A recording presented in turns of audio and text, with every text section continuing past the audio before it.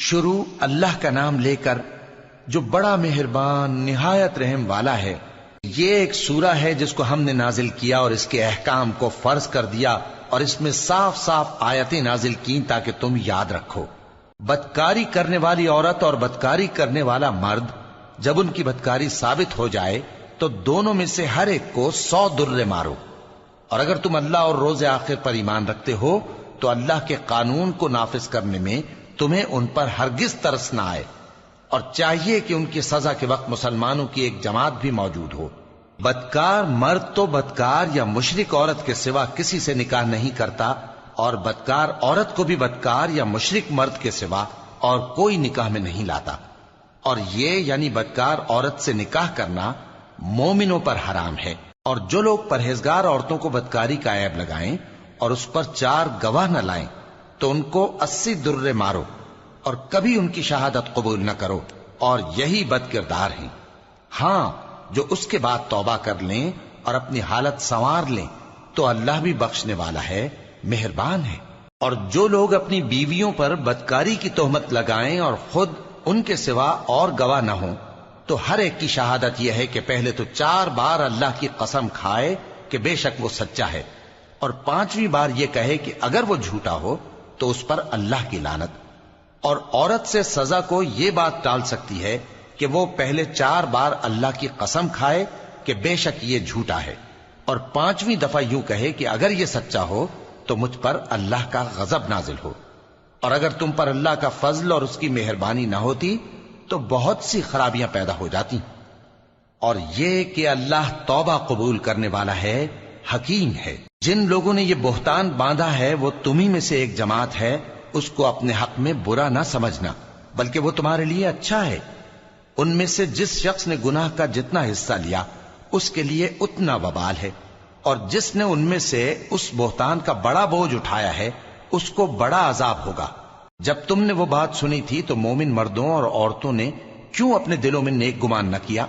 اور کیوں نہ کہہ دیا کہ یہ کھلم کھلا بہتان ہے؟ یہ بہتان لگانے والے اپنی بات کی تصدیق کے لیے 4 گواہ کیوں نہ لائے؟ تو جب یہ گواہ نہیں لا سکے تو اللہ کے نزدیک یہی جھوٹے ہیں۔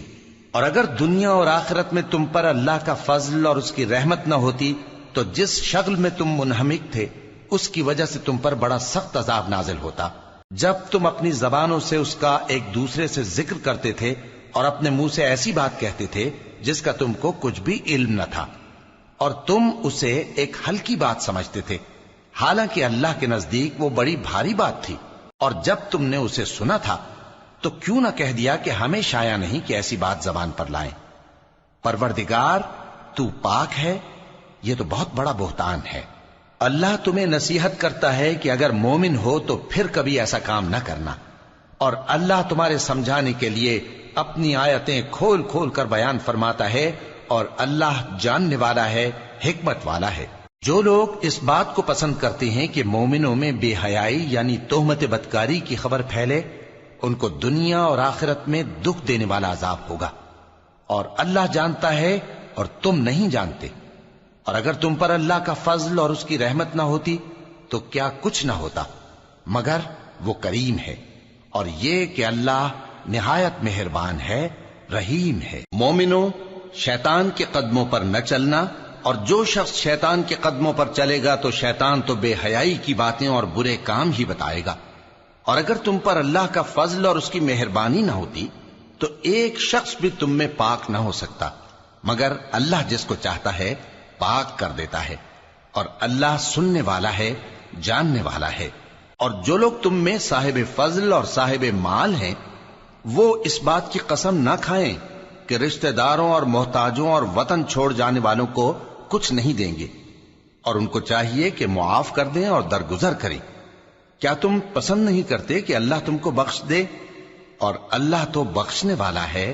مہربان ہے۔ جو لوگ پرہیزگار اور برے کاموں سے بے خبر اور ایماندار عورتوں پر بدکاری کی تہمت لگاتے ہیں ان پر دنیا اور آخرت دونوں میں لعنت ہے، اور ان کو سخت عذاب ہوگا، یعنی قیامت کے روز جس دن ان کی زبانیں اور ہاتھ اور پاؤں سب ان کے کاموں کی گواہی دیں گے۔ اس دن اللہ ان کو ان کے اعمال کا پورا پورا اور ٹھیک ٹھیک بدلہ دے گا، اور ان کو معلوم ہو جائے گا کہ اللہ برحق اور حق کو ظاہر کرنے والا ہے۔ ناپاک عورتیں ناپاک مردوں کے لیے ہیں اور ناپاک مرد ناپاک عورتوں کے لیے، اور پاک عورتیں پاک مردوں کے لیے ہیں اور پاک مرد پاک عورتوں کے لیے۔ یہ پاک لوگ ان جھوٹوں کی باتوں سے بری ہیں اور ان کے لیے بخشش اور نیک روزی ہے۔ مومنوں، اپنے گھروں کے سوا دوسرے لوگوں کے گھروں میں گھر والوں سے اجازت لیے اور ان کو سلام کیے بغیر داخل نہ ہوا کرو، یہ تمہارے حق میں بہتر ہے، اور ہم یہ نصیحت اس لیے کرتے ہیں کہ شاید تم یاد رکھو۔ پھر اگر تم گھر میں کسی کو موجود نہ پاؤ تو جب تک تم کو اجازت نہ دی جائے اس میں مت داخل ہو، اور اگر یہ کہا جائے کہ اس وقت لوٹ جاؤ تو لوٹ جایا کرو، یہ تمہارے لیے بڑی پاکیزگی کی بات ہے، اور جو کام تم کرتے ہو اللہ سب جانتا ہے۔ ہاں، اگر تم کسی ایسے مکان میں جاؤ جس میں کوئی نہ بستا ہو اور اس میں تمہارا اسباب رکھا ہو تو تم پر کچھ گناہ نہیں،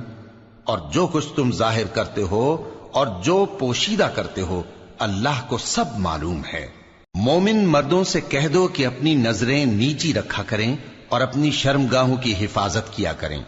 یہ ان کے لیے بڑی پاکیزگی کی بات ہے، اور جو کام یہ کرتے ہیں اللہ ان سے خبردار ہے۔ اور مومن عورتوں سے کہہ دو کہ وہ بھی اپنی نگاہیں نیچی رکھا کریں اور اپنی شرمگاہوں کی حفاظت کیا کریں، اور اپنی آرائش یعنی زیور کے مقامات کو ظاہر نہ ہونے دیا کریں مگر جو اس میں سے کھلا رہتا ہو، اور اپنے سینوں پر اوڑھنیاں اوڑھے رہا کریں، اور اپنے خاوند اور باپ اور خسر اور بیٹوں اور خاوند کے بیٹوں اور بھائیوں اور بھتیجوں اور بھانجوں اور اپنی جیسی مومن عورتوں اور لونڈی غلاموں کے سوا نیز ان خدام کے جو عورتوں کی خواہش نہ رکھیں، یا ایسے لڑکوں کے جو عورتوں کے پردے کی چیزوں سے واقف نہ ہوں۔ غرض ان لوگوں کے سوا کسی پر اپنی زینت اور سنگھار کے مقامات کو ظاہر نہ ہونے دیں،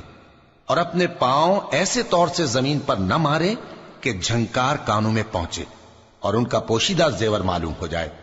اور مومنوں، سب اللہ کے آگے توبہ کرو تاکہ فلاح پاؤ، اور اپنی قوم کی بیوہ عورتوں کے نکاح کر دیا کرو، اور اپنے غلاموں اور لونڈیوں کے بھی جو نیک ہوں نکاح کر دیا کرو۔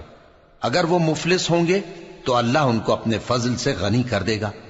اور اللہ بہت وسعت والا ہے، سب کچھ جاننے والا ہے۔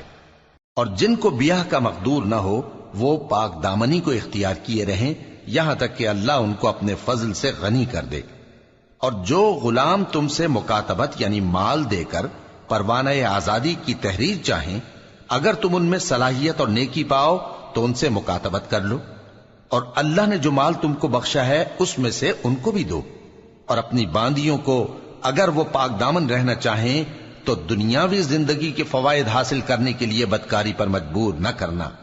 اور جو ان کو مجبور کرے گا تو ان بیچاریوں کے مجبور کیے جانے کے بعد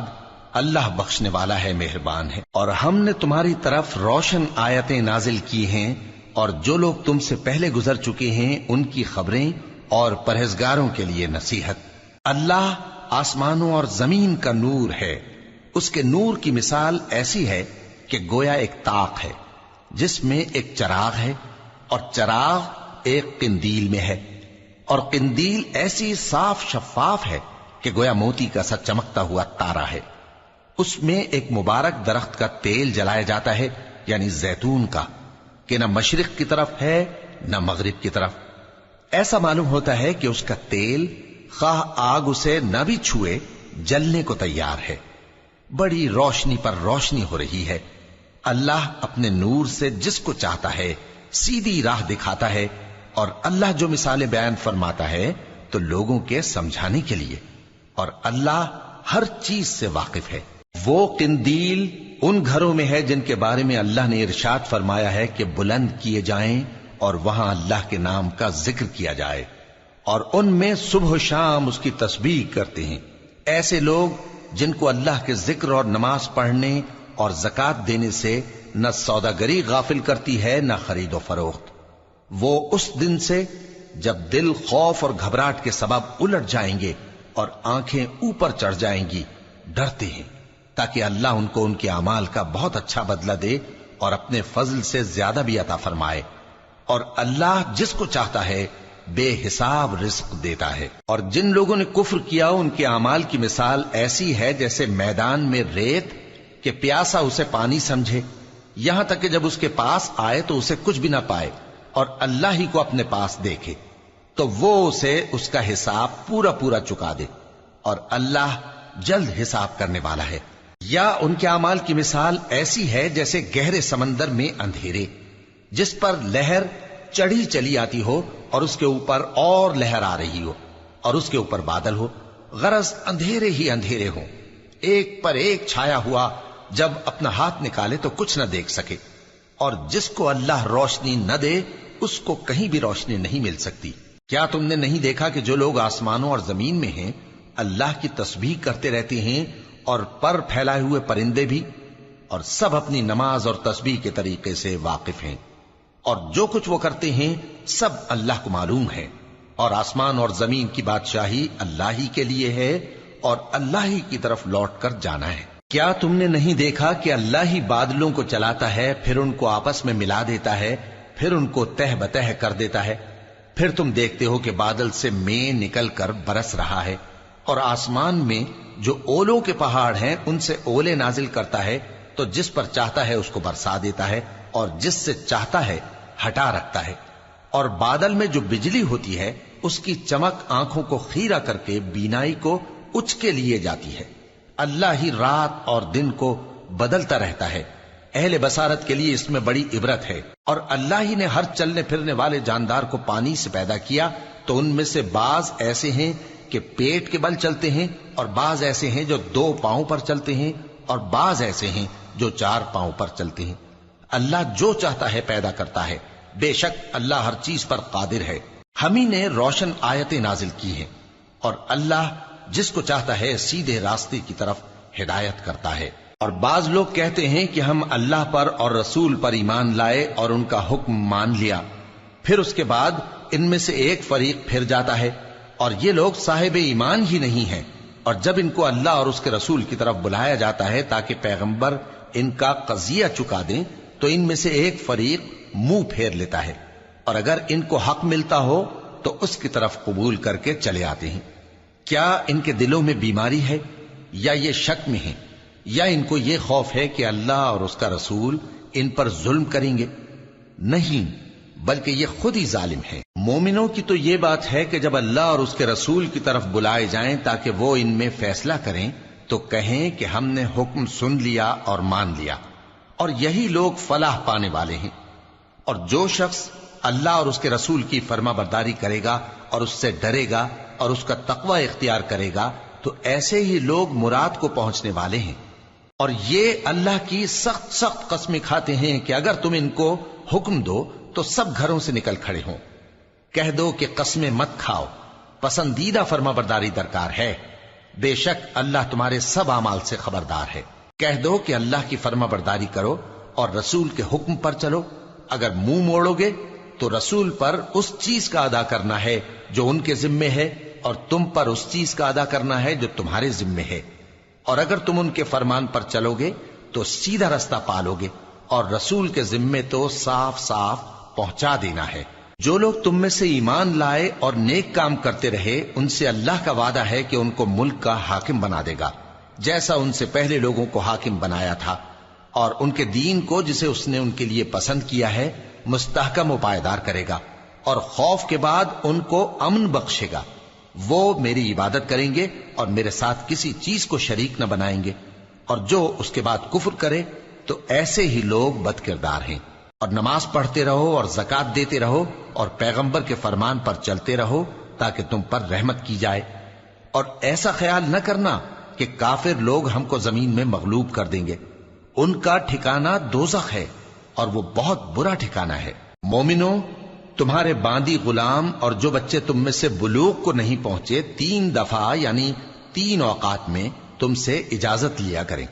ایک تو نماز فجر سے پہلے، اور دوسرے گرمی کی دوپہر کو جب تم کپڑے اتار دیتے ہو، اور تیسرے عشاء کی نماز کے بعد۔ یہ 3 وقت تمہارے پردے کے ہیں، ان کے آگے پیچھے یعنی دوسرے وقتوں میں نہ تم پر کچھ گناہ ہے اور نہ ان پر، کہ کام کاج کے لیے ایک دوسرے کے پاس آتے رہتے ہو۔ اس طرح اللہ اپنی آیتیں کھول کھول کر بیان فرماتا ہے، اور اللہ بڑا علم والا ہے، بڑا حکمت والا ہے۔ اور جب تمہارے لڑکے بالغ ہو جائیں تو ان کو بھی اسی طرح اجازت لینی چاہیے جس طرح ان سے اگلے یعنی بڑے آدمی اجازت حاصل کرتے رہے ہیں۔ اس طرح اللہ تم سے اپنی آیتیں کھول کھول کر بیان فرماتا ہے، اور اللہ جاننے والا ہے، حکمت والا ہے۔ اور بڑی عمر کی عورتیں جن کو نکاح کی توقع نہیں رہی اور وہ زائد کپڑے اتار کر سر ننگا کر لیا کریں تو ان پر کچھ گناہ نہیں، بشرطے کہ اپنی زینت کی چیزیں نہ ظاہر کریں، اور اگر اس سے بھی بچیں تو یہ ان کے حق میں بہتر ہے، اور اللہ سنتا ہے، جانتا ہے۔ نہ تو اندھے پر کچھ گناہ ہے، اور نہ لنگڑے پر، اور نہ بیمار پر، اور نہ خود تم پر کہ اپنے گھروں سے کھانا کھاؤ، یا اپنے باپ دادا کے گھروں سے، یا اپنی ماؤں کے گھروں سے، یا بھائیوں کے گھروں سے، یا اپنی بہنوں کے گھروں سے، یا اپنے چچاؤں کے گھروں سے، یا اپنی پھوپھیوں کے گھروں سے، یا اپنے ماموؤں کے گھروں سے، یا اپنی خالاؤں کے گھروں سے، یا اس گھر سے جس کی کنجیاں تمہارے ہاتھ میں ہوں، یا اپنے دوستوں کے گھروں سے۔ اور اس کا بھی تم پر کچھ گناہ نہیں کہ سب مل کر کھانا کھاؤ یا جدا جدا۔ پھر جب گھروں میں جایا کرو تو اپنے گھر والوں کو سلام کیا کرو، یہ اللہ کی طرف سے مبارک اور پاکیزہ تحفہ ہے۔ اس طرح اللہ اپنی آیتیں کھول کھول کر بیان فرماتا ہے تاکہ تم سمجھو۔ مومن تو وہ ہیں جو اللہ پر اور اس کے رسول پر ایمان لائے، اور جب کبھی ایسے کام کے لیے جو جمع ہو کر کرنے کا ہو پیغمبر کے پاس جمع ہوں تو ان سے اجازت لیے بغیر چلے نہیں جاتے۔ اے پیغمبر، جو لوگ تم سے اجازت حاصل کرتے ہیں وہی اللہ پر اور اس کے رسول پر ایمان رکھتے ہیں، سو جب یہ لوگ تم سے کسی کام کے لیے اجازت مانگا کریں تو ان میں سے جسے چاہا کرو اجازت دے دیا کرو، اور ان کے لیے اللہ سے بخشش مانگا کرو، کچھ شک نہیں کہ اللہ بخشنے والا ہے، مہربان ہے۔ مومنو، پیغمبر کے پکارنے کو ایسا خیال نہ کرنا جیسا تم آپس میں ایک دوسرے کو پکارتے ہو، بے شک اللہ کو وہ لوگ معلوم ہیں جو تم میں سے آنکھ بچا کر کھسک جاتے ہیں۔ تو جو لوگ ان کے حکم کی مخالفت کرتے ہیں ان کو ڈرنا چاہیے کہ ایسا نہ ہو کہ ان پر کوئی آفت پڑ جائے یا تکلیف دینے والا عذاب نازل ہو۔ دیکھو، جو کچھ آسمانوں اور زمین میں ہے سب اللہ ہی کا ہے، جس طریق پر تم ہو وہ اسے جانتا ہے، اور جس روز لوگ اس کی طرف لوٹائے جائیں گے تو جو عمل وہ کرتے رہے وہ ان کو بتا دے گا، اور اللہ ہر چیز سے واقف ہے۔